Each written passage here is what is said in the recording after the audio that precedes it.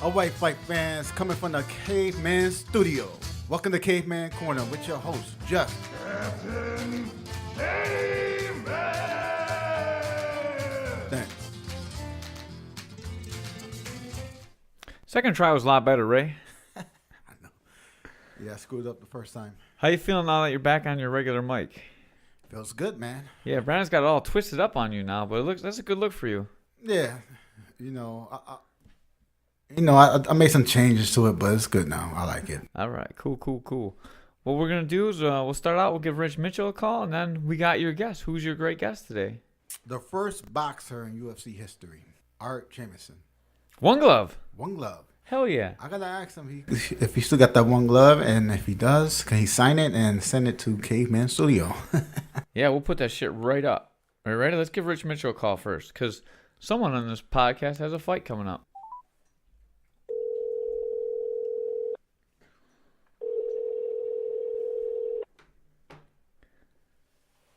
Hello. Hey, how's it going, Rich? Can you hear us? Yeah, I hear you guys. All right, perfect. We hear you Cool. too. My phone's fucked up, so we had to start over. Yeah, all good. So you got a show coming up. Can you tell us a little bit about it? Yeah. June 23rd, we're going to be doing a show at the Batavia Downs Casino. It's going to be an outside show. Damn, outside, huh? Outside, yeah. We're gonna gamble. We're gonna gamble at the casino with an outside show. If you get some bad weather, is there like an alternate date? No, that's the date. I got a big circus tent on standby. Oh, Just in sweet. case. Yeah. I found a tent like in a barn once, and it was like the coolest fight I ever had. Yeah. So tent would be cool. I hear Ray Ayers is going to be on that card. So that's what the word is. I mean, from what I'm reading online, he's not going to show up. I don't know. He's on the card. Yeah, I'm excited. Ray, are you going to show up, bud? You know what? I was telling Alex that I didn't want to fight him, and he was getting mad and madder and madder. Call me a bitch. So yeah, I'm gonna fight him. I know you are, man. I'm gonna fight him, and I'm gonna shut him up. Good. I'm gonna That's punch what him. it is, I'm yeah. gonna punch him in the face. He'll go down a couple times. I'm gonna kick him in his legs. He's gonna give up. He's a bitch. I don't know if you've seen any of Ray's social media lately, but he's been calling out Alex's girl and saying Alex's kids are his. I've seen a little on there. I try to stay out of all that stuff. You know what I mean? Uh-huh. Ray's trying to be Conor McGregor. I don't think it's working out too good. He's just eating Burger King. That's all that's going on. Nice. Well, as long as we got you on here and we made fun of Ray a little bit, can you tell us some of your big fights on the card? Oh man, there's a ton of them. I got I'm looking at my list here. I got actually fight I'm most excited about. I have Tom Shelby, my heavyweight champion, actually from Bone MMA in Leroy. He's dropping down to cruiser heavyweight, and he's fighting Yuri Panfarov. Oh, that's so a good we're fighting fight. for the 225-pound belt. That's probably going to be the fight of the decade, actually. Yuri is amazing, man. I love that fight. And Shelby is just... I haven't seen him tested yet, so it's hard to tell how good he is, to be honest with you, you know? Right. Well, and the same thing in MMA. Yuri hasn't been tested either. He's just got that one fight. He's fighting early May for reality fighting, but these guys, I think it's going to be a nice little war for everybody to watch. Yeah, that's a great one. Yuri's got some great hands. If you can check out his Thai fight somewhere, man, that was a good Thai fight, too. I like that kid a lot. Yep. Same thing with Shelby, man. Yeah, well, Shelby, he's 6'7". His reach is forever. Yeah, he beat up Alex Carroll. Anywhere in the cage, he can touch you. He can, too. And he's not afraid to kick, man. He's got some mean... Taekwondo kicks, right? Nice kicks. Yeah, I like Shelby a Oh, lot. yeah. And he's not scared to mix it up on the ground, either. He's vicious everywhere. It's a great fight. Tommy actually just got his blue belt not long ago, so, he's no slouch on the ground. Nope. Who else you got? I seen some of your list, so I'm just bringing it out. We got 185-pound champ Matt Norstrand's coming back. He's going to be fighting Brad Vargason from Cole MMA. Wow. This should be a solid stand-up fight. They should be slugging it out. I really don't see that one going to the ground for too long if it does. I can't see that one going too long either. That's a great matchup, man. I'm excited to see that one. I'm glad I'm calling these fights. That's crazy. Caveman will be there. Check it out.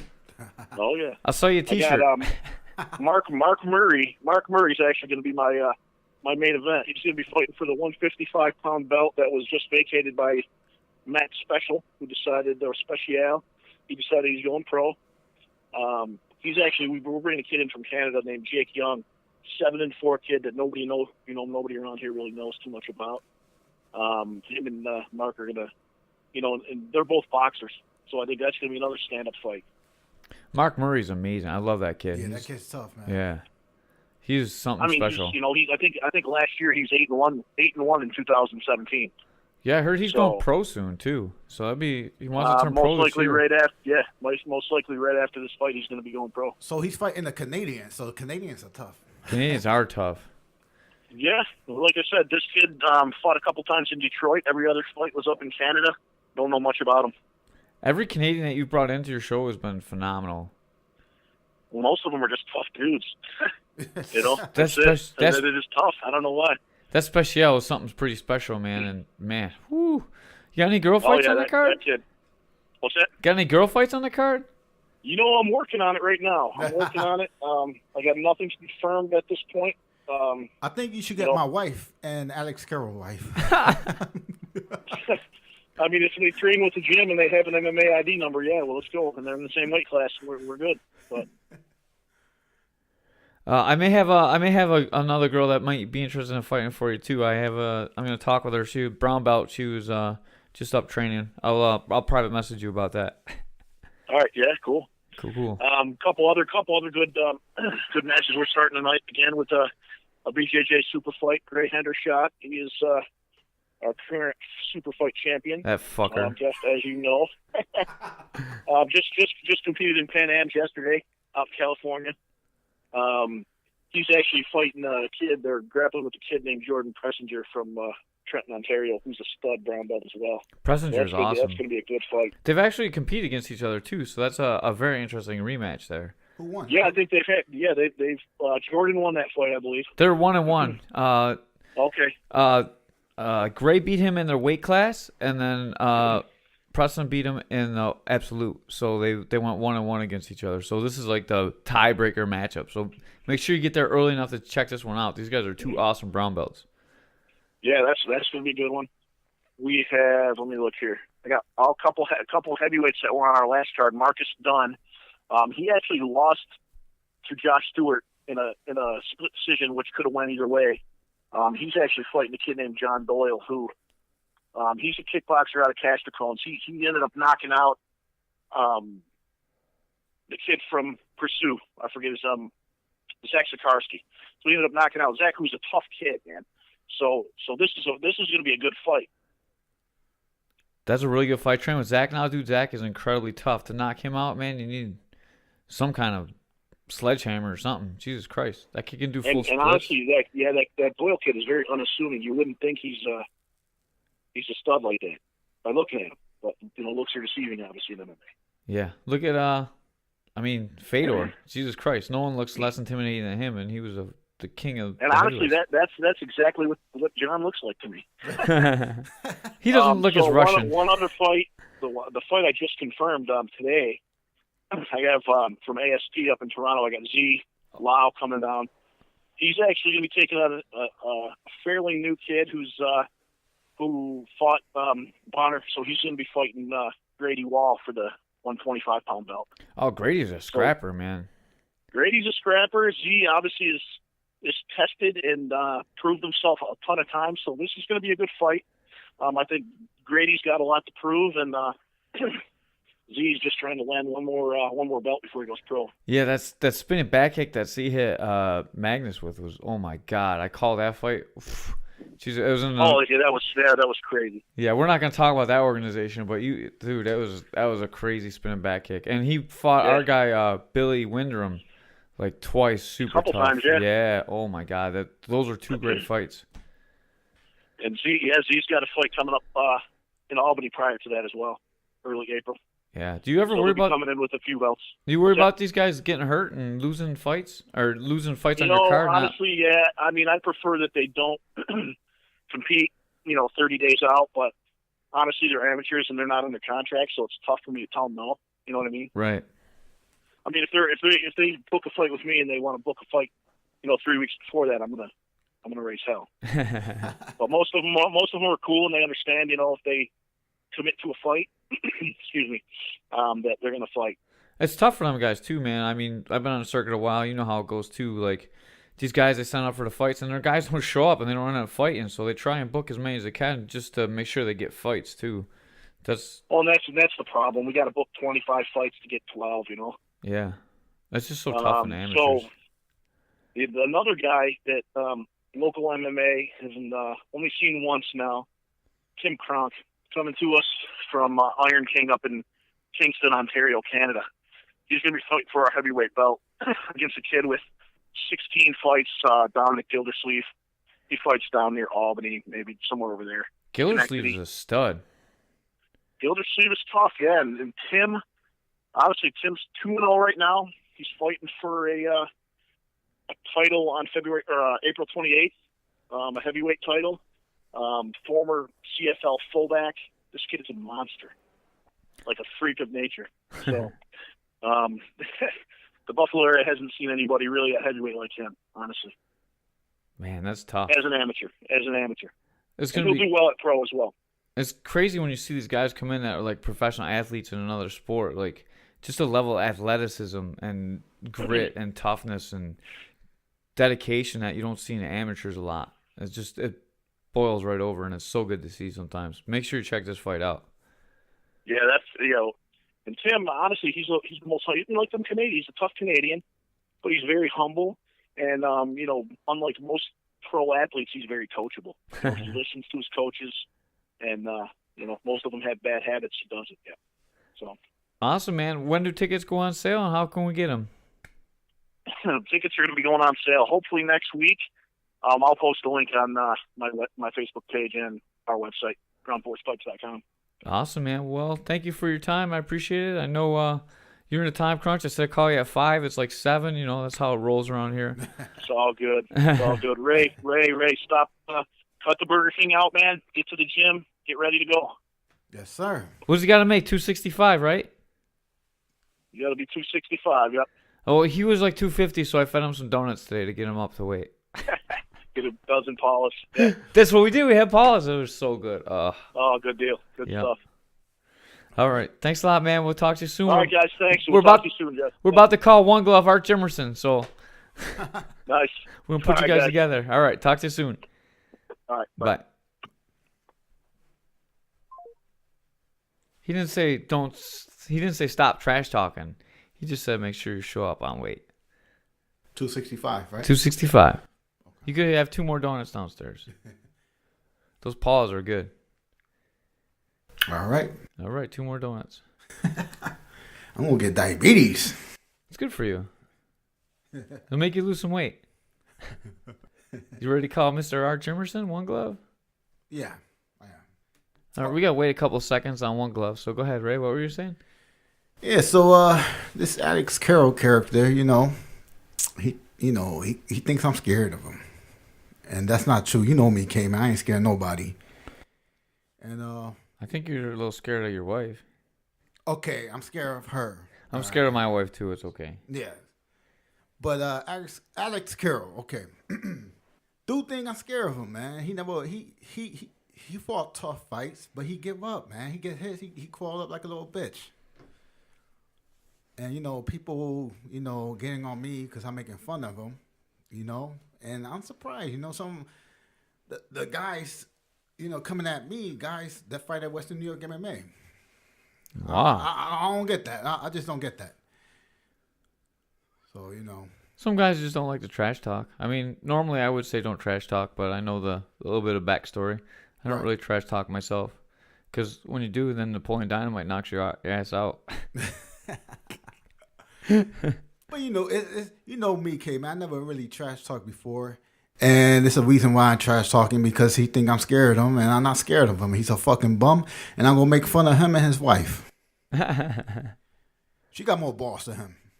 I'll tell you that much. What if you beat him and she tries to go home with you? My wife go be with me. My wife go kick her ass. All right.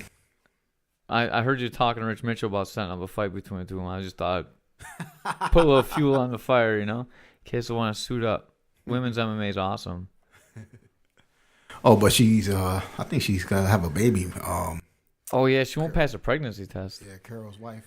Yeah, So. it's 2-on-1. Now your wife will still win. That's a good one. It is. You mean 1.5? 1.5. Oh man, what a mess this show is. Hey, buddy. Hey man, how you doing, man? I'm great. Thank you for coming on the show, man. We appreciate having you. Oh, no problem, man. It's my honor. This is the host Jeff Dents, and we work together, and yeah. And we got the legend Art Jimmerson, man. How are you doing today? I'm great, man. I'm just leaving church, man. We got me some lunch at one of my favorite vegan restaurants. Oh Just man, leaving here now. we love restaurants too, Can you hear especially me? Ray. Yeah, we can hear you Can you good. hear me? Yeah, can you hear us? Oh, great. Yes, sir. All right, perfect, man. Did you think when you went to fight in this crazy thing called Ultimate Fighting that it would make you so famous that people don't even know that you fought in other things? So famous? Oh, man, wow. Thank you for the compliment. So famous. Yeah, it's just crazy, man. It's kind of funny because, when people do see me and recognize who I am, the first question always is, why the one glove? Always. Do you still got the glove, or you sold it? You know what? I was offered $60,000 about a few years ago for the one glove. I got on the internet, and the trunks. I mean, $10,000. I mean, I got some offers for all the memorabilia from back at UFC one. And basically, last time I saw it was at my mom's house, man, in St. Louis. Oh, Man, Yeah, it was way back in the day. So, but I'm so honored, man, to be able to to be here, and I guess for the recognition from UFC one, because like I said, it was such a crazy event when it happened, man. I mean, the stories about what happened while we were there was wild, man. It was really wild. can we get into some of those stories? How do they get you to do this? I mean, you're a professional level boxer. You had a great record. You're a champ. Why would you fight in this bare knuckle fighting competition that they didn't even know if it was going to be legal or not? Yeah, well, what happened is that, like I said, I hadn't lost in almost 3 years. Had a 15 fight winning streak, and a friend of mine from St. Louis named Ernest Hart, karate guy, he had told me he had something I might be interested in a couple of months. So finally, he mentioned it to me. I thought it would be fun, man. I thought, no, come on, let's be honest. I mean, how could some small, skinny guy beat about a guy my size, with the experience I had? So, with my experience, I mean, I'm a killer guy. Plus, it was fine money. I mean, come on, $10,000. The first offer was $10,000 into this tournament. It's an 8-man competition. Basically, the winner gets $15,000. Seriously, man, I thought I was gonna walk straight through. I'm thinking, I'm a professional fighter, doing for 37 years, and these guys, they ain't been able to with anybody. I've been fought 5 world champions. So when we originally did it, Art Davis called me. We talked about it. Finally, when I found out how my birthday was, I pulled out. I said, man, I can't do this. I got a family. I got a family. I got a career. They said, we're going to see you because you verbally committed to it. Right now, we got your picture on the posters, your name out there. So my managers, who were lawyers, said, okay, you know what, Art, we're going to do it. We'll ask for double. So we said, give us $20,000. They said, okay, great. We need $20,000. So they gave me $20,000. They give you $20,000 to fight in UFC 1? Yep, $25 in cash, man. The funny part about it, one of the behind stories is that when we got to the tournament, they even offered me, because again, you understand, the first UFC one, and nobody knew. Even the Denver was the only country. The only state in the country that would allow it, because they have no commission.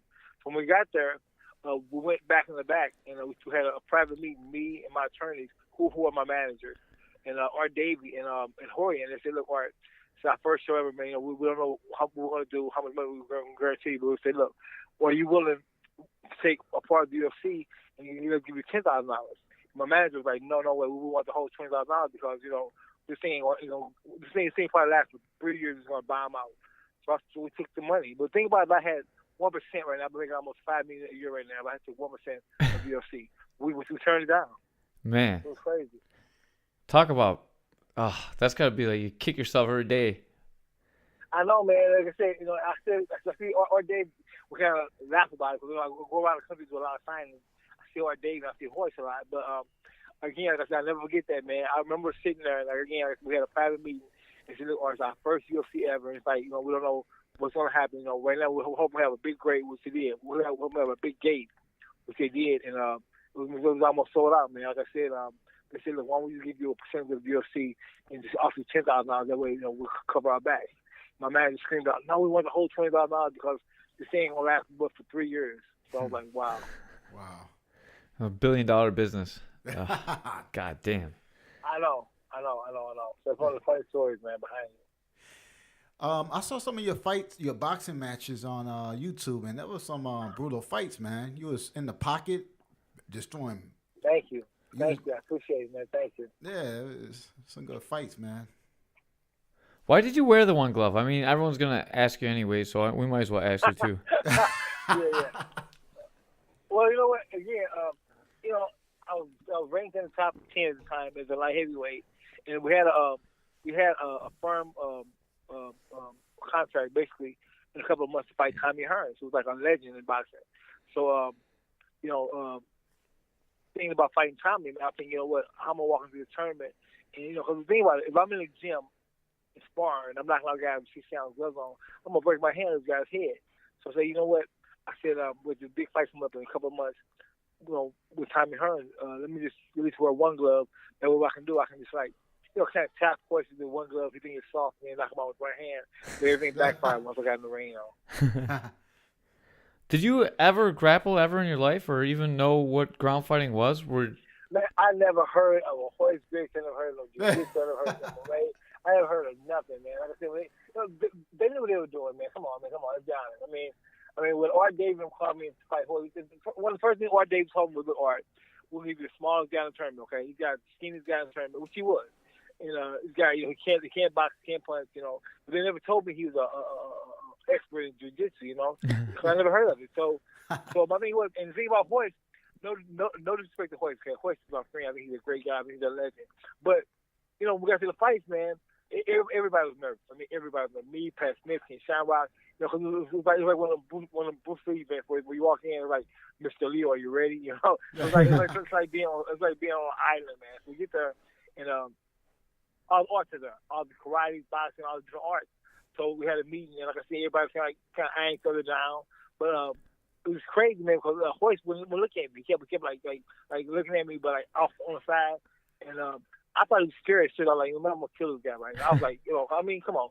Being a boxer for 50 years, I know how to look at a person before a fight. So I was trying to catch him, like, look at me, but he wouldn't look at me. So finally, I didn't realize until we got into the ring that night. I was the third fight of the night, and the first 2 fights were so barbaric. Man, the guy's teeth came out. Another guy had asthma attack. So on the third fight of the night, and the crowd was going crazy. The crowd was like dogs, man, screaming more. So on the third fight of the night, when I got out there, it wasn't until they announced my name and said, in the whatever corner, Art Jimmerson from St. Louis. I got 2 claps, man, from my manager. Okay, and then when he announced Ford's name, the Patriot was so loud, man. I had home to the fence when I fallen. I mean, it went crazy. I was like, man, what I gave myself into? Who am I fighting, right? And then when Horse comes out and starts kicking at me, I'm thinking the referee saying, referee's cheating, he's kicking at me because I'm all mixed up because I'm a boxer. I never fall down kicking at me. So then Horse, he rushes in. He did the smartest thing. I mean, I tell him to do that to Hoist. Because he told me, all right, do the hit me to knock me out. So what he did, he took away my legs because that's the only strength I had. So once he got me on the ground, it was like a fish out of water, man. What did I could do? Man, that's crazy. Were you yelling at the referee? Like, you already yelled at him when he was kicking you. What about when he grabbed you and threw you on the ground? Yeah. I was screaming at the referee saying, man, let me up, give me an 8 count. You understand? I'm thinking about boxing. I'm thinking about the boxing world. When Hoist came in, Hoist got me and now I know what he did. He was called mounted. He mounted me down. When he got me mounted me and got my legs tied up, he started headbutting me, and I grabbed him by the neck and I started holding on to him. And looking back, man, looking like that fight I see on video, I could have just easily stole him in the face, right, with an elbow or with a punch. But who knew? Like I said, nobody even knew. So when he got me down on the ground, man, I tried to roll over a couple of times. But then I couldn't do anything. It was over, man. So I got up. First thing Hoist did, he grabbed me and said, He said, thanks for not hitting me or not hurting me. I said, huh? He told me this. He told me. So I even got a glove right now. He signed where it said, thanks for not hitting me. Because he knew, like, I got one punch off, man, it would have been a different story. But like I said, if I was punching, it would be the same thing. I would have nullified my strength, which was taking no legs from me. He did the exact thing he needed to do. That's awesome. At any point during this whole lead up to the fight or anything, did you ever get the hint that Horian was setting you up? I mean, it was great for them to get a high-level boxer against a jiu-jitsu guy, especially since they knew you had no groundwork and no one had ever seen jiu-jitsu before. I mean, they've had all those matches in their dojo against boxers and kickboxers and everything. Yeah, but you know what I'm saying? Like I said, well, wasn't no internet, wasn't no Google, wasn't wasn't nothing back then. But back then, we had Wikipedia, probably some encyclopedia, but like I said, I'm not gonna go look up no jiu-jitsu no books. So when they told me about, so I was really blindfolded because again, like I said, think about it, no Yahoo, no nothing. So back then, I think the internet just came out, and this is 1993. So it was just about word of mouth, man. So when they told me about this tournament, because I fought tournaments before, where we fight tournaments as the amateurs and we go up and become a pro, but it was kind of fun, man. It was kind of fun. Plus fighting Hoist, I'm thinking, man, it's like found money, man. I'm fighting the skinniest guy in the tournament. This guy's like a kid. I mean, even we look at him like a baby, man. So I'm like, I feel sorry for him. So think about it. It was to the point where I was going to go out there and have fun, man. Like I said, I had to fight him up a few months later, but when they said, all right, you're going to get $10,000 originally to fight in the tournament, I was making kind of money anyway. So I was like, cool, no problem, And I told my manager, if you want to do it, you can do it. It's up to you. And but once we found out how barbaric it was, man, they said no rules. We were like, oh no, we gotta back out. And then once we tried to back out, that's when they came with their lawyers saying, what, you already verbally committed to it. So I was like, what, let's just do it. Because I said I can't get hurt in this thing. So that's when Hoist, did. But a lot of guys, like I said, some of them got bastard pretty bad, man. They did. If you would have beat Hoist, if you would have caught him and knocked him out, would you continue on in the tournament? I doubt it. I mean, seriously, to the point where, like I said, my next fight would have been Ken Shamrock. And, who knows? Like I say, true story. So, say about 10 years after the UFC won, right? So, I would always get phone calls from different reporters or interview me, but I was so pissed off because the way they used me. When I say used me, I mean, I think, it wasn't that I knew or they didn't give enough information to find out how to beat Hoist. So, again, this is promote Gracie Jiu-Jitsu. So, of course, they wanted to, try to do every advantage they could. But I remember 10 years after the fight, Evander Holyfield was a good friend of mine. We fought the amateurs together. And he would come in town, St. Louis, a lot, and do a lot of different events with one of my clients. I have a client who's a lawyer. And my client, while I was training, personal training, one weekend, Evander flew in, and we were all together, and we're all downtown at a really nice restaurant eating. And we're eating, and two guys walk by, and they go, oh my goodness, Art Jimmerson. I'm thinking to myself, how you guys even know me, right? Because again, my box name is King Arthur. We screamed out Art Jimmerson, and I looked over, and we all looked over like who are these guys, right? They said, oh my goodness, Evander real deal Holyfield. And then this is shocking right here. It's 10 years after UFC won, and they said, Mr. Holyfield, no disrespect. Can we get a picture of this guy? We love the UFC. I was so shocked, man. That's when I knew the UFC wasn't going nowhere. That's when I knew. This thing is gone, like, it went way out beyond. I trained jiu-jitsu for like 14, 15 years now, and at our gym, there's a picture of you against Hoist Gracie on our wall. It's a painted mural. I swear to God, man. I will take a picture of it. I'll send it to Ray so he can get it to you. There's a picture of you on our wall. Send it to me, man. I know. Again, say I'm just so I'm so appalled by this because, like I said, it was the one glove thing was just basically the like I said, to take my hand. But right now, even to this day, when I'm talking to you now, I get mail like sent to the UFC or either mail in my PO box. I have mail from Sweden, Germany, the UK. I just got some from I think the UK like 2 days ago, where people are putting stuff in money in boxing gloves, saying, "Please, sir, I'm a big fan of yours. Sign glove for me." I'm like, what? This has happened like for the last UFC one. I just get emails. I get stuff from all over the country, man, from the UK, Russia, saying, sign glove for me with money stuck inside the glove. That's crazy, man. If you could go back in time, what would you do different against Hoist? Let's see. Probably learn how to sprawl.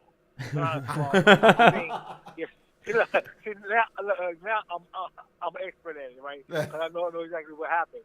But I know one time like I say again, being in UFC gym a lot, you learn different things as time goes along. But I don't know, man. 'Cause like I say, it's like fighting a young Mike Tyson or a young Bruce Lee. What could you do? You know what I mean? He's just so advanced for his at the time. Because again, I've never done it before, so I guess came out with probably a different style. I don't know. Like I said, I don't know. Just a little bit more lateral movement, I think you would have catched him. He was so rookie on the feet. You never really dealt with kicks too much either. Although didn't you do a kickboxing versus boxing fight? Yeah, that was some. You know what? I was on a. At that time, I took off boxing for about a year or two. Had managerial problems here in California. My first contract, believe it or not, man, when I came out the amateurs, I signed with a guy up in California for $115,000. It was so cool because this guy really believed in me. So we went for about 2-3 years. I went undefeated. I was like me and Michael Nunn. I don't know if you ever heard Michael Nunn. He was a real top fighter. We were up for the fighter of the year in California, and Michael he beat me out. But anyway, I went through managerial problems. So when this thing happened with I got a phone call from California saying, all right, since you're not doing anything, how's that going to about $50,000? He said, doing what? Fighting this thing up in Cocoa Beach, Florida, against this guy named Don Wilson. I said, well, who's Don Wilson? He said, it's a karate guy trying to come over to boxing. I mean, it's like if a karate guy met a boxer in this alley, who would win? So the ironic thing about it is that I had sparred with Don Wilson about 2 years prior to that. And we came to California. We sparred for about 2-3 rounds. I busted him up pretty bad, gave him a bloody nose. And he was trying to convert over from karate to boxing, but I guess it didn't work because, like I said, I really gave him a good beating in the gym sparring. So then finally, when they called me about this karate match, it was Don Wilson. I'm like, oh man, I say, this is the guy I worked out with a few years ago. So we ended up doing that, and basically, even in that fight, man, he's allowed to only throw like 15 kicks around. This dude kicked me like 100 times, man, my right leg. Basically, he took advantage of it, and I had to stop the fight. The fight got stopped like in the 5th round. Man. If you could go back in time, what would you do different? That's Ray's only question. Man, yeah, I don't know, man. Like I said, check the kicks. Man, like I said, yeah, there you go. Check the and kicks. again, these guys were experts in their field, so I don't know if even Mike Tyson did something different. Like I said, just that, at the time, man, we did this. I mean, it's like basketball and football. I mean, you put Michael Jordan in baseball, what happens, Yeah. So I don't know if I had enough time to learn because it takes years to become a boxer. It takes years to become a karate and kickboxing, right. Yeah. And when they throwing kicks like that at you, it keeps you on bay, it keeps you back and Exactly. Yeah. And one thing about Hoist, man, what shocked me about Hoist and Don Wilson was that I couldn't believe how fast their feet was. Like a jab, man. I was like, whoa. I mean, these guys like kicking me like a jab, man. Like I couldn't believe the speed they had, also the accuracy on their kicks, man. I mean, it's amazing, man. But again, that's why they're champions, Yeah, because they're so scared of getting hit by you, man. If they don't get that shit out there, they're gonna get wrecked, man. Yeah, that's true. Exactly. Yeah, you understand. I've never ever done these before. I've only been a boxer. I've only seen hands come at me. So for me to see a feet come at me, a foot come at me, how do I respond to it? So like I said, but it's just a really honor to be in there with both of the guys, man. Because again, it gave me some popularity, but also it gave me some type of experience for the, learning a new art, I guess. How's man? What's it like to be known just for you? Like, it transcends winning and losing. Really, you're like one of the famous icons from the original era of UFC. Everyone knows if you watch UFC. Everyone that watches knows whoever watched UFC, and there's like millions of fans now. I'll know who Art Jimmerson is because he's the guy that fought with one glove. What is that? Yeah, I mean, go ahead. Is that a good thing or a bad thing? How do you really feel about that? It must be tough to deal with. The funny part about it is that a friend of mine named Art, AJ Hiller from Philadelphia. I was over in Kuwait last year for about a year. I was in Kuwait because some young guys, multi-millionaires, they opened up a new gym in Kuwait. They saw me there and they said, Art, we want to hire you to come over here to Kuwait. So I flew over there for about 8 months a year. I'm over there training. So AJ Hill on the way back home. AJ Hill said, "All right, so stop off in Pennsylvania. I want you to work with me on a couple of things up a new team." I said, "Sure."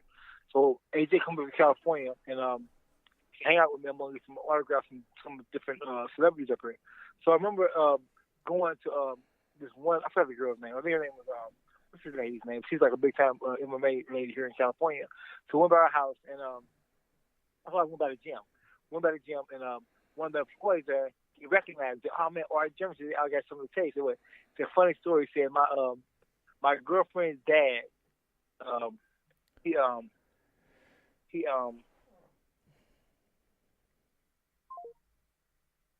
Did you just hang up on him, dude? No, he hung up on him. I think he hung up on me. All right, let's call him back. all right. What were we just talking about? He was talking about the famous lady in California, and we lost him. Yeah, and okay, let me see. Let me call him back.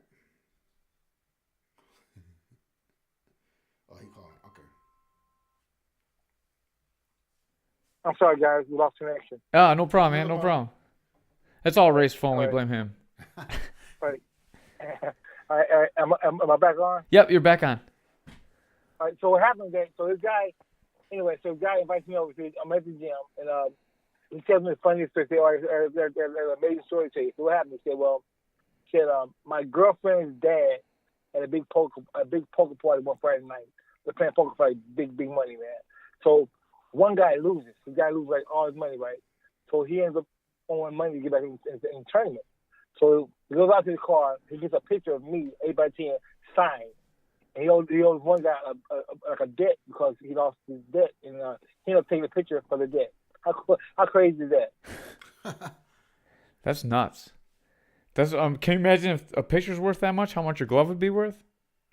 Exactly. So you know what? Like I said, go ahead. Oh, you gotta figure. All right, the first UFC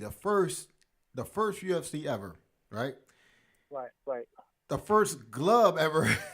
the first I know, man. the I first know. glove. So you know that's history right there. So Brian Yeah, Moore you would know, probably cut off his wiener for that. Brian Moore. Yeah, that's pretty cool, man. Like I said. So what are you doing nowadays? Now that are honestly you're still fighting? I know you're a little bit older these days, like No, me, but no. I've been retired, man. I'm a personal trainer now up here in California. I work for the UFC part time here in California. They hired me. I've been up here for almost 10 years. So I worked for them for a while, and then also I do personal training outside of the UFC. wow. What do you do for the UFC? Just train fighters. It's kind of different classes. That's all. Different classes. Again, like I said, it was like, come on, it was like peanut butter and jelly. I mean, when I came to California, they had the first gym here in a Rosemead, so they hired me right away. And I was a trainer over there for about 3 years now. Switched over to another gym over in Terrence. Then went to another gym over in Garden Grove. So I've always have a heart for the UFC because, like I said, we're being a part of them. So it's kind of funny when we meet the fans come in and they know that I'm the first UFC fighter. It's kind of funny when they meet me because I'm one of the trainers there. You know what I mean? That's amazing. So what are you teaching? Are you teaching like boxing? You're teaching MMA? You're teaching fitness? Strictly boxing. It's strictly boxing. It's basically, jabs, 1, 2. This is basically how, it's the boxing terms of the UFC because most fights, or probably 90% of the fights, always start standing up. So that's my part of teaching how to stand up, how to do a jab, how to, do the basics of the boxing. Now, but I got a lot of work outside of the UFC where I do a lot of private clients here in California from Encino to, Studio City. I'm all over the place, man. It's kind of crazy. Sweet. So if somebody wanted, I was gonna say, if Right. someone wanted to take a lesson for you, how would they get in touch with you to take some personal training from you? There's a website called Coach Up, CoachUp, CoachUp, and I'm the number one trainer in California on their website. And I got clients, man, from Studio City to Encino to all over California. It's to the point where I'm really not taking any more clients, or I got too many of them. I mean, because I got to make sure that I don't have my schedule too packed, man, because it's crazy, man. Oh, yeah. But I love teaching because, in fact, I get a lot of the work because of who I am. But at the same time, is that people really love teaching, learning under my style. And if you go on YouTube, you can see a lot of my stuff I teach. Stuff I do, for example. How would we find that on YouTube? You go Art Jimmerson Boxercise. Cool. Art Jimmerson Boxercise. All right, make sure you guys check that out. That's gonna be pretty sweet. We're gonna check it out after this. We'll tag a That's link cool. to both of those on when we do the write up for this podcast. I appreciate it. Yeah. So remember, coachup.com, COACH. I'm sorry, COACH up.up.com. And Steph Curry, he's the owner. I heard he's one of the owners of the Coach Up link. Coach Up is relatively new, about 2-3 years. They do basketball, football, basketball. What they do, they go out and find clients. So when you look up for a coach on Google, it'll pop up Coach Up and they'll say the #1 trainer in California. You see me. And they'll say, so a lot of people, they'll call, they'll come in, they'll pay Coach Up. Coach Up pays me. They take a percentage, of course. But the thing about it is that they got a guaranteed $100,000 insurance. They got all kinds of different. They do a background check to make sure you're not a predator. So they do all kinds of different things so the public feels comfortable with the person they're training with. Man, that sounds like an awesome gig. Yeah. It's real cool, man. I couldn't believe it. So when I got on there, like I said, I got so much work, man, to the point where I had to turn people away. And these are not just. I'm saying it's not just like ordinary people. These people are like really like lawyers, doctors. I mean, people from like all walks of life, man. I got one guy I'm training with now. He's a violinist and he played for Michael Jackson. He played for Eddie Murphy. I mean, he did all kinds of different. So I'm meeting a lot of people with high profiles. Cool. I agree. I think that's really sweet. And have you ever really thought about getting back into fighting, maybe in a managerial role or as a corner? I'm not so much fun there. I doubt it. Like I said, I'm not wanting for money really, because again, what I'm doing right now, but just that. I don't know. It's just a lot of stress, man. You're dealing with fighters, even managing fighters. I mean, fighters are like babies. They're like hey, you gotta watch them, make sure they make weight. You gotta make sure they they're like your child. Man, you know what I'm saying? I mean, I was. So my thing is, I might be interested if it's worth it, but I don't know, man. Like I said, I've been offered a lot of times where people want me to, come on as a trainer, travel different places with them. But like I said, it's a lot of work, man. It really is. It don't seem like it will be. But again, with me, I'm a perfectionist. And looking back one thing about my style of boxing, people say it's training under me, I'm a perfectionist. So until it's done right, man, we're not going to do it. I mean, the jab has to be right with a good snap. I have to have the right hand. If it's not right, we're going to do it over and over again. So I'm a perfectionist because I know my style. So people see me and be like, oh, man, do I train you? Are you sure? Because you're not doing it the way he would teach. So my thing is, I'm very bold and direct about what I teach, man.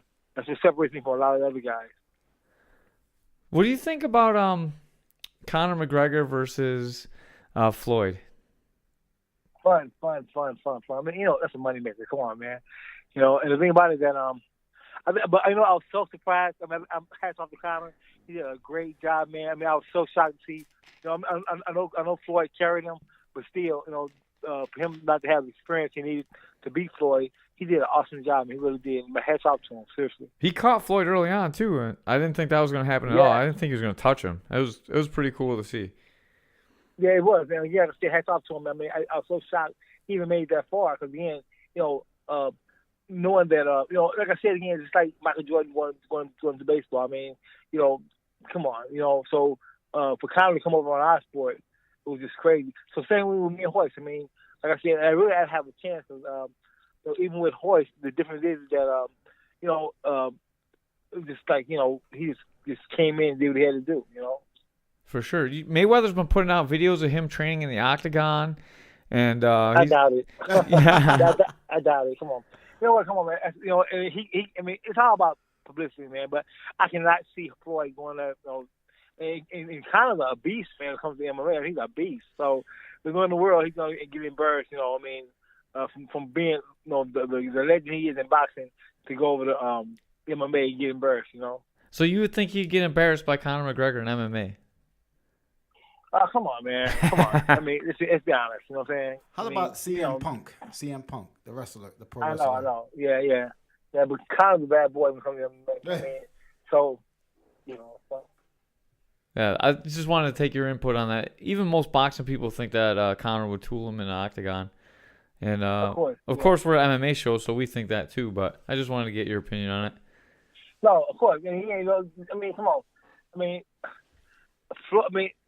again, Floyd. I don't think he's ever been a wrestler, So So kind of like I said, he's not just good. He's great at what he does. So it's a difference, like I said, when you put you put a Mike Tyson in there with somebody that just started boxing. You can't do that, man. You can do it, but like I said, it's gonna be so embarrassing, you know. And that's the thing about me. I feel so bad. The night of the fight when I lost the voice, man, I cried. Even my wife was like, "Why are you crying?" She said, "Ain't in your sport," because the fact that I still lost. You know what I'm saying? So it's like when you win so much, man, it becomes an addiction. So for you to lose in 3 years, it's like, man, it's like, so I shed a couple of tears to the point where it wasn't that I lost, it's like that how I lost, you know, the way I lost to, you know, somebody that didn't know nothing about it. So she had to break out and say, all right, look, stop. She said, you know what, she's in your sport, you know, you've never done it before. And I said, you know what, you're right. But still, just to have that the losing image on your mind, you know what I mean? Yeah, not only that, you got set up too, man. Horton knew exactly who you were. He knew how the fight was going to go on. He knew all that shit, man. Them guys, the Gracie guys are good at selling their product. Right, exactly. Even if Poison has had my name on his record and beaten me.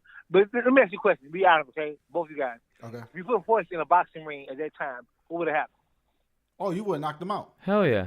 Exactly. I mean, not even one round. I was going to say, it wouldn't even go 2 minutes, I don't think.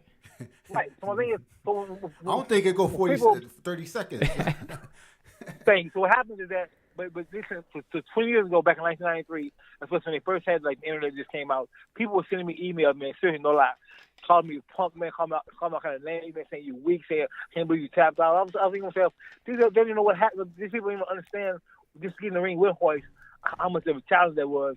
It's to the point where, why am I getting so verbally abused by all these people around the country, right? So when people called me, I was like neglected, man, because I couldn't believe people actually, you know, talking to me like that, man. It was crazy, you know, because they didn't understand. Finally, after about 10 years, they say, oh, man, wow, he fought a legend. And now people are starting to say, you know, well, dang, man, maybe he didn't know what he was doing. Of course I didn't know what I was doing. Come on, man. Yeah, they did the same thing with Fred Edish. Everybody in the internet was going crazy on him because he lost his fight. And he was in UFC 2. And, so, you know, you got a lot in the internet, you got a lot of people that don't train, don't fight, and just talk a lot of, you know, crap. Right. I was hoping one day I told somebody that they had like a type of reality TV show where they'll have some guy talking to another guy about, you know, about me or some fighter that lost, and it's like I'll turn around and say, "Excuse me, sir." And they're like, "Oh no, I'm in the same. We're in the same restaurant together, right? Talking. These guys talking about, oh man, so and so the punk man, he tapped out too early." And then I look around and say, "Excuse me, sir." You know, that would be so funny. That'd be good. That would be really good. I'm surprised they haven't done that yet. I know, man. I know. You're in the right. But the other thing I want to go ahead. I was gonna say you're in the right state for that shit too. You should get some actors card and. I know, man. I know. It's crazy. I've had a lot of opportunities come my way, man, for us. You know, different things coming up now. I mean, this should be a great year for us. You know, some of the things that people work with me on. I got a corporation we're putting together now. But we're gonna be. We have a company that's gonna be making these gloves called Art Jimmerson boxing gloves. They're gonna be just the left hand only. We're gonna be selling them to the public. That's awesome. How much are you gonna sell those for? Well, you know what? They were going on eBay for $100 a piece, and then we got a bobblehead coming out pretty soon too with a guy with one glove on. So this is gonna be a great year, man. It really is. Are you gonna have these like signed items? Like some way to get them from you signed? They'll be signed autographed gloves. Off. We're gonna be signed bobblehead. You know, the funny thing about it is that I remember I think probably about 4 years ago, I was at the UFC gym training. I got a phone call from the manager. It was my day off from UFC, and the manager said, Art, get down here right away. His wife said, Hoist should be here. I hadn't seen Hoist in almost 20 years, right? I'm like, okay. So I get my clothes packed up. And I remember I showered and I got dressed because it was my day off. So I get down to the UFC, and I saw an old boxing glove I had like sitting in the closet years ago, all beat up. I said, you don't want to bring a glove with me. I'm going to have Hoist sign. You know, I'm thinking whatever. So, because again, at this time, you know, I really wasn't interested in memorabilia about signing stuff. I was like, you know, because it didn't mean nothing to me. I'm a boxer. So, when I get out to the UFC, I see Hoist, you know, we see Gage have a hug. Since UFC 1, I hadn't seen him. So when I hug him, I say, oh, you want me to sign anything for you? I sure sign his glove. I'll have a glove for you to sign. Man, he signed the glove, right? A friend of mine put it on eBay, man, sold for like $1,000. I was like, what? Yeah, because what happened with my signature is like probably a couple $100. But both our signatures on it, it's like double the money, man. Oh, it's crazy, Oh, man. I was like, whoa. that's crazy right there. Yeah, so now whenever I have me and Hoist's name on something, it like doubles the price because both our names are on it.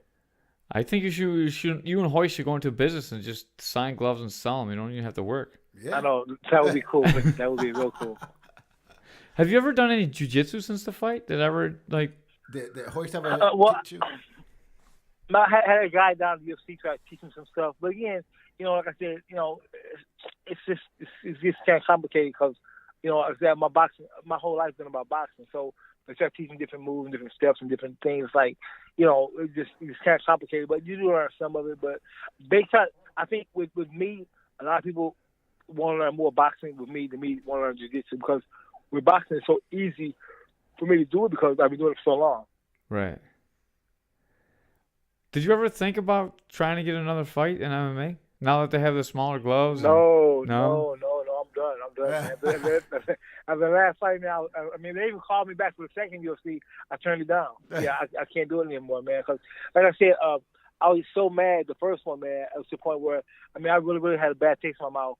I mean, I'm telling you, I had nothing to do with UFC from UFC 1 for the first 10 years. I mean, I was declining phone calls. I was declining everything. Because, again, I was so embarrassed, man, the way they did me, the way they brought me in there and told me, how I was supposed to be an easy fight. And then, I remember I was at my mom's house in St. Louis, and I remember a guy, this is a friend of my mom's who works for, like, TWA. He's an airline pilot.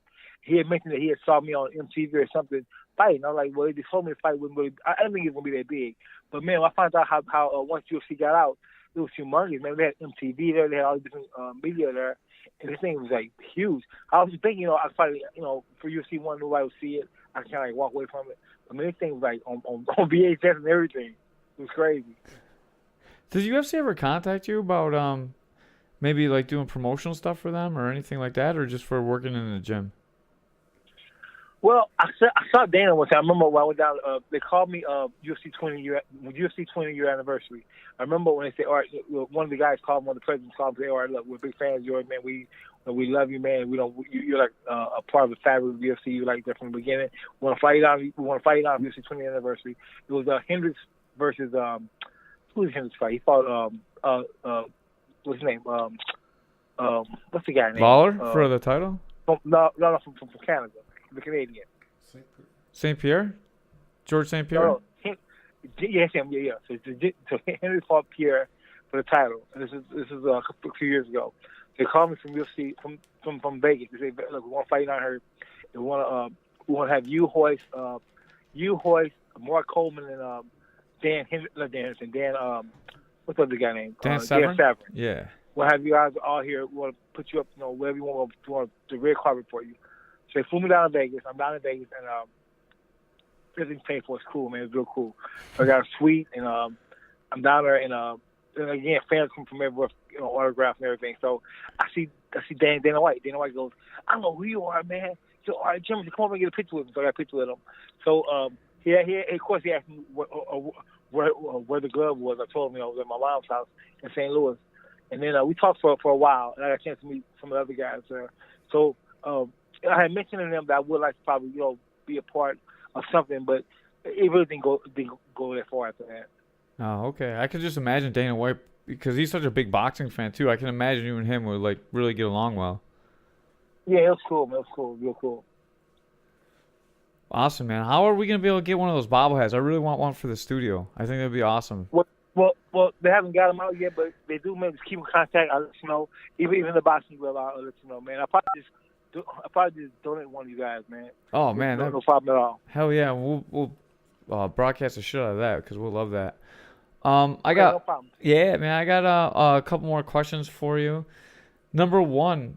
Well, before I forget, not forget, but I want to just say, man, I want more than anything, I just want to give God all the glory, man, for any kind of success I have. I am a Christian. I want to just thank Jesus, man. I had a heart attack about 10 years ago, man. I actually died. And only by the grace of God, I'm here, man. So I just want to give God a thank you for that. Thank you, Jesus, man. So I want to make sure I get that out of the way. That was really good because I was just going to ask you how your health was, if you've had any ill effects from fighting, like concussion-related or body-related. No. I mean, I only did the one fight. So, I think, I've been doing it for almost 30-some years, man. So, I feel great. I'm in great shape. Just that the time I had a heart attack 10 years ago, I went through a divorce. My mom had passed away. Also, I worked for Pepsi for almost 20 years, and some issues happened in my job. So nothing physical, more of a mental drain. So as I had a heart attack, man, I just remember having these chest pains, man.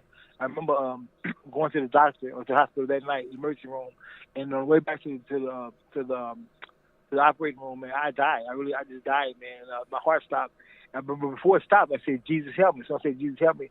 I just remember seeing these lights, man. I remember put these arms around me, and I just said, and I remember I heard a small voice say, "I got you." So when he said, "I got you," I came back to life. And the doctor was like, "Man, we almost lost you." And I just remember, man, I said, "Jesus, thank you." So from that point on, man, I'm so grateful, man, to God for being alive, man. I really am. That's awesome. Hey, man. all right, that's God bless you, man. That's something Yeah, right because there. right now on my Facebook page, on my Instagram page, I'm always giving God glory, saying thank you, Jesus, thank you, God, and I always got like a lot of positive scriptures on there from the Bible, man. So again, this thing is real, man. Like I said, so despite the UFC, despite boxing, like I say, more than anything, man, I want people to realize, man, that life is real, man, and I just have my faith in Christ, man. My faith in knowing that the Bible is real. It's just that you just have faith and believe, man. And faith isn't seeing things. It's just believe, it's knowing that it's there without seeing it. That's true faith. True faith is going by what the Word of God says. And God said He can do it. Just believe it. Just, like I said, I close my eyes. All I said was Jesus help me. Someone said Jesus help me. I remember seeing these bright lights, man. I remember felt these arms around me. I remember the three words I'll never forget. He said, "I got you." As soon as he said, "I got you," I came back to life, man. Wow, That's really That's deep. real. that's some deep, that's deep right there, and God bless you, man. I'm gonna pass this on. We had a pastor on that follows our show too, Pastor Cameron, and I'll pass this Wow. on to him. He'll love that. He might just take that clip and post it on his. Yeah, he's we had him on, and he's a jiu-jitsu guy, and he he's a pastor. He trained Brazilian jiu-jitsu. And he's got a Well, mean uppercut.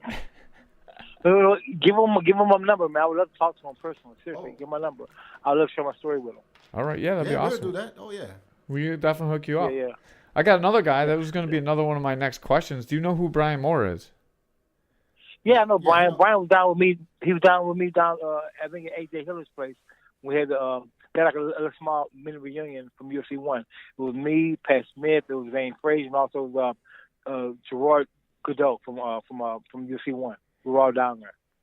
That's awesome, man. We were gonna try and hook you up with him if you didn't know him because he's helped our show a lot. He's got us a lot of legends, and he's doing great stuff for all you original pioneers of the sport. Oh yeah. Oh, sure, no problem. Whatever you guys want to do, man. Like I said, I'm humbled, man. I want to say thank you guys for inviting me on the show, man. I'm always an honor, man, to talk to anybody about the UFC 1. I mean, like I said in the beginning, I was so pissed off. So I know a lot of people are probably mad at me.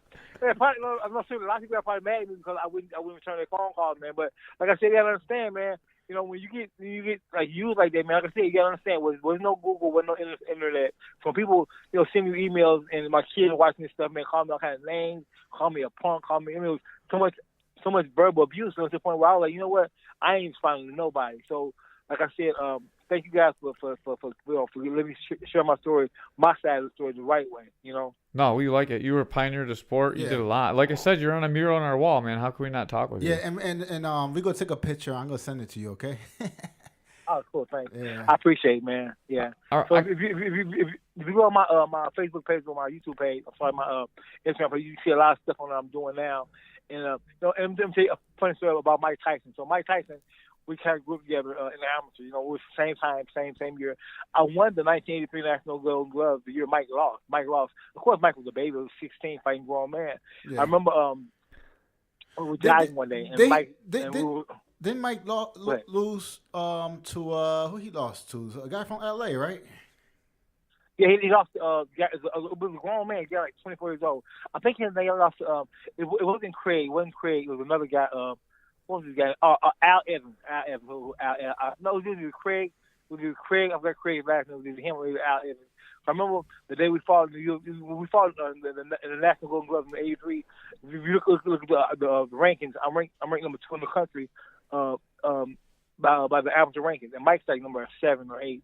But the thing about it is that Mike was so cool, man, because I remember we fought in the Nationals together. Say at that time, he was Mike Tyson, but he wasn't Mike Tyson. He was just Mike Tyson. So at 16, I'm 19, and me and my buddy from St. Louis, we both won the Golden Glove that year. I was so excited because it was my first national tournament I won. So after winning the tournament, they called me and say, all right, we want you to come to New York fight against Germany. I said, sure. So if we move to New York, I'm in New York. I'm in Mike's hometown. So we're in a hotel. Mike comes down with Cus D'Amato and Kevin Rooney. So Mike said, all right, I'm coming for be my trainer. So again, I didn't know who these guys were, man. You know what I'm saying? I met Cus D'Amato and Kevin Rooney. So Mike said, all right, let's go jogging together. So Mike goes, oh, nobody was sparring with me, man. Can you give me a couple of rounds sparring? I said, Mike, you're a heavyweight, man. I'm a light heavyweight. You crazy? So he's like, oh, come on, man. Give me a couple of rounds. I won't hurt you. I said, no, Mike. I mean, these guys are like afraid to spar with Mike, man. His sparring partner wouldn't spar with him. So they no, man. So we started talking, man, about girls and about church and different things, man. It was cool because some of the people I knew in church, he knew for, like the big singers. And I'll never forget, man, it was so funny because we got a chance to jog together. And after that, like I said, I hadn't seen him. At that point, when we left the tournament, the night of the fight against Germany, the place was packed, man. It was so I was like, man, what are all these people doing here? They all came to see Mike. 16-year-old Mike Tyson. And Mike ended up knocking out like in the first round, man. But even at that time, how popular he was. It was crazy. We exchanged phone numbers, but like I said, over the years, I haven't talked to him. My first time seeing him was about a year ago. He did a show up here in California. Like I went down there and saw him. We got a chance to talk a little bit, take pictures then. Oh, cool. I would like to get Mike Tyson because I remember growing up. I'm back in the '80s. I was a little kid. I saw Mike Tyson because I used to live in Brooklyn, and Mike Tyson. Oh wow! And Mike Tyson is from Brownsville in Brooklyn, and I met him one time, and he was the champ at the time, and I was a young kid, man.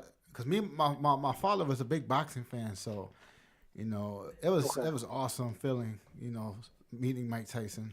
I would like to have him on the show. Hopefully one day we could do that. Yeah, that'll be real cool. The hard part about that is you have to go through his wife. His wife handles a lot of these big weeks now. Because right now, I got a lot of friends that deal with him who are doing different things with him. And you have to go through his wife. I think her name's Kiki. But but he's really cool, man. It's sad to see how the way he was treated. Because I remember when I won the Golden Glove that night. A funny story. I won the Golden Glove and Mike lost. So my girlfriend was on the phone with me. And I called my girlfriend from Colorado, it was in New York. I'm sorry, no, it was in New Mexico. Called my girlfriend up. So guess what? I won the tournament. She was like, oh, cool. So I was talking to my friend Mike Tyson that he lost, but can't be nice to him. You know what I'm saying? It was funny because looking back, it was like, I'm talking to Mike Tyson who lost at 16 to my girlfriend, trying to get her to be nice to him. But look at now, he's like a legend. You know what I mean? Yeah. Do you think Mike Tyson would be Hoist Gracie that night? I doubt it, man. I mean, because if anybody don't see it, because Hoist is, he's like a snake, man. I mean, this dude is just so.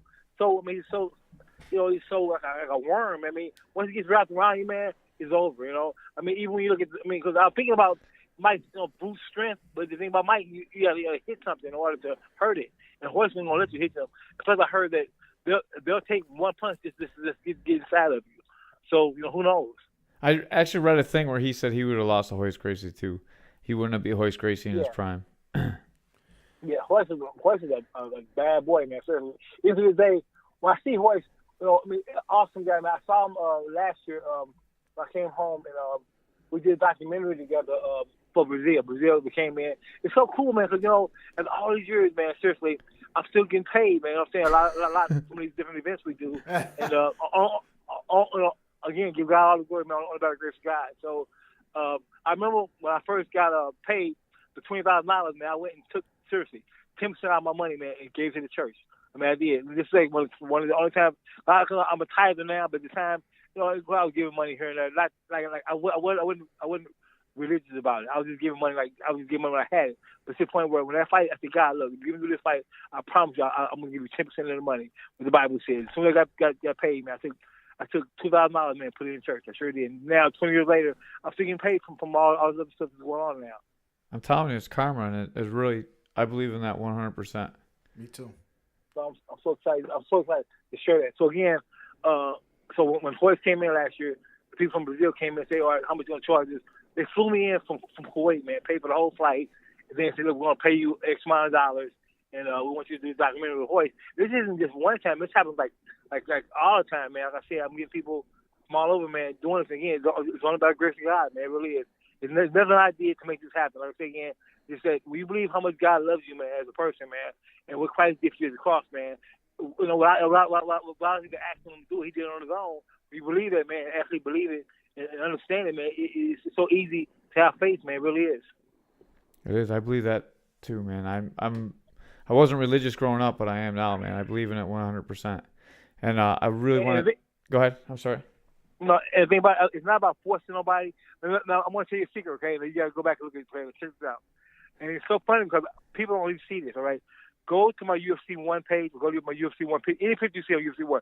Go to the wall right now. On the wall, the picture of me on the wall. Look at my trunks. You're going to see on my trunks, Jesus is Lord. Or you can see Romans 10:9-10. This is on my trunks. They're embroidered on my trunks. And what it is Romans 10:9-10 is the salvation verse where it says, you know, if you believe in Jesus and confess your mouth, you're saved. Then the other one says Jesus is Lord. So there's been on my trunks for the last 20 years since UFC 1, and nobody even notices it. Do you see it? Are you checking it out, Ray? Yeah, I'm looking at it right now. Oh man, can you hold it up so I can see? Yeah, no problem. Look at my trunks. You see the trunks? You're gonna see Jesus is Lord. You're gonna see Romans 10:9-10. Oh yeah, we see it, man. That's good. That's awesome. Yeah. So, yeah, and the thing about it again, it's not about just that. Like I said again, it's not about who I am. You know what I'm saying? It's not about what I did, but what He's done. But it's about what He's done in my life, man, that makes me do that. So it's not about, you know, me saying I'm a Christian. I'm out here promoting Christ. No, man, about what He's done for me. I'm so excited about being alive, man, and being a Christian. I want to tell everybody about it. You know what I'm saying? I mean, if I have something good to share with you, why wouldn't I share it with you? You know what I mean? For sure. I've watched that fight probably, I don't know, maybe 100 times. I never noticed that till just now. That's crazy. Yeah, I know it is, man. It's cool. So, and that's what I've done all my life. So for 3 years straight, I had a lot to fight for 3 years straight because I had it on my trunks, man. And again, like I said, you know, people can believe what they want to believe, but like I said, once I, you know, and I believe, you know, and the thing about it is people say, well, does God like boxing? Well, it ain't so much that God likes boxing, the fact that He loves me. So there's a scripture in the Bible that says, whatever you do, do in the name of Christ. So I do this thing. It's a job. There's nothing illegal about boxing. If I was just selling drugs, of course, he wouldn't be a part of that. But before it being a sport, a legitimate sport that's illegal, why wouldn't I ask God to help me? You know what I'm saying? If people do it in baseball and basketball, why not boxing? You know, and that's really the hard thing about it. Boxing is more dangerous than any other sport. So why wouldn't I want God there with me anyway? You know what I mean? And it's a true contact sport where you could be taking your life in your hands anytime you get in there, man. Boxing, MMA, it's all. Exactly. You could not come out at the end. Exactly. You know, that's one thing I love about Rocky 1 when Rocky went to the priest and the priest prayed for him. Remember the scene? Yeah. Rocky 1? Uh-huh. Yeah. I watched it before every fight. That's one of the best movies. Father, I'm so late. Right. Can you just pass me a blessing? Yeah. So the thing about it. So when you talk about God being a sportsman or being especially boxing because it's so harmful, like I said again, man, I fought a fight a guy named Leonard Pagler, right? Like years ago. It's on YouTube. And that fight, man, I'm telling you, man, that fight before the fight started, I remember being in the back of the dressing room. This fight, I was not supposed to win this fight, man. They brought me in the last minute. A week before the fight, this was supposed to be a tuna fight with this guy, and we ended up upsetting him, okay? And that fight, man, I'm telling you, man, I felt the Holy Spirit on me. I felt God on me, man, because He was telling me exactly what to do. And that fight, man, there was no way I was supposed to win that fight because, again, like I said, this guy had like 3 times the many fighters I had, and I only had 11 fights. He had like 30-some fights. Plus, he was going for a title fight. I mean, no way I was supposed to win that fight, man, but only by the grace of God I won. Evander Holyfield was up here in California about a few years ago. I said, Evander, do me a favor. I said, come out to the UFC gym and shock everybody because I'm bringing it out there so you can surprise everybody. Evander came by, right? Everybody was shocked to see Evander, right? Evander told a story about him being young. He said, before he got in the ring, every time he got in the ring, he'd always say, Jesus, help me. Guess what?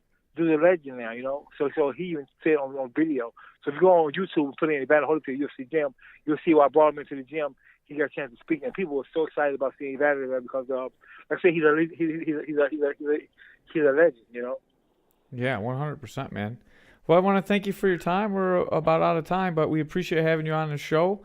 And thank you, man. I appreciate the church. I mean, it's my honor, man. Let me say something. So my mom's right. My mom's from Creole. Okay, she's from New Orleans. She's Creole. So my family talks extremely fast, man. So I'm going to tell you guys before I started. Slow me down. I talk real fast. So a lot of times you see me stuttering is because my mom's Creole, man. I talk real fast. So I apologize. No, it's awesome. It's definitely a unique speaking style, and it's not going to sound good when we listen to it. I'm going to edit it up a little bit so you sound even better, and Right. that's what we do. Make our guests sound I good. appreciate it. I know, man. Like I said, I thought. So before anybody call me, I would say, look, make sure you slow me down because I'm certainly, man. I'm like 100 miles an hour. I'm talking because my mom's Creole. I mean, Creole in New Orleans, they talk so fast. So all my friends come over, they're like, man, what your mom talking? Get you? Because if you talk so fast, they can understand it. So again, I apologize. Oh no, no you problem, good, man. You was good. You're much better than James Toney. We'll say that for sure. That's my boy, man. James is my boy, man. Good people. Yeah, he's awesome. James, yeah, he's crazy, man. James is something else, man. Yeah, he told us he's gonna give us some free liquor, and we're still waiting for it. So we gotta throw him under the bus a little bit. Okay. That's funny. All right, man. Thank you for your time. I really appreciate you. We had the legend, Art Jimmerson in the house. One glove. It's great to have you, sir. All right, man. Thank you so much, man. I pray blessings of you guys, man. In Jesus' name, man. I pray that all your desires in your life, man, will come to pass. All right. God bless you, man. We appreciate it. God bless you, and we keep in touch with you. You know, I got your number. I'll text you, and you know, whatever we gotta do. Okay. All right, buddy. God bless you. God bless. The legend, Art Jimmerson, man. That was kind of cool. Oh yeah. One boxing glove. That's nuts. Can you imagine today? The bobblehead. I know. We're going to get that shit for here. I'm telling you, man. Yeah. Wherever the Caveman studio is, we're going to have the Art Jimmerson bobblehead and that glove. Dude, the one glove. And then we gotta get Cameron in here to bless it. Yeah. we gotta get him. I get him Art's But as long as he's not trying to chase a bird out of here, we're going to be pretty good. Yeah. Did you see that video of him trying to get the bird out of the church? No, I didn't see that. Go on Cameron Lionheart's site and just scroll down until you see him and the other pastor trying to get the bird out of the office, dude. It was the funniest thing I've ever seen in my life. These two badass jiu-jitsu guys, and they're scared of a little bird. Or one badass jiu-jitsu guy at least. I'm not sure if the other pastor does jiu-jitsu or not. Probably not. Probably not. Yeah. Yeah, not too many people do jiu-jitsu. Yeah. All right, you ready to take us out of here, Ray? Let's go. All right. I got the music going.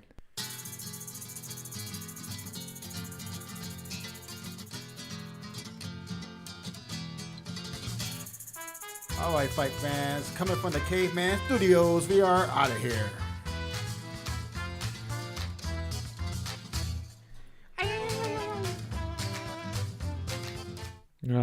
Threw out Carol under the bus. Alex Carroll. Yeah, it was packed in here for the last one with Brandon and his girl and throwing Bubba under the bus and that Easter egg. The first guest that was drinking, I think we ever had, right? Who's that? Today, Brandon? Yeah, Brandon was like 3 or 4 beers deep.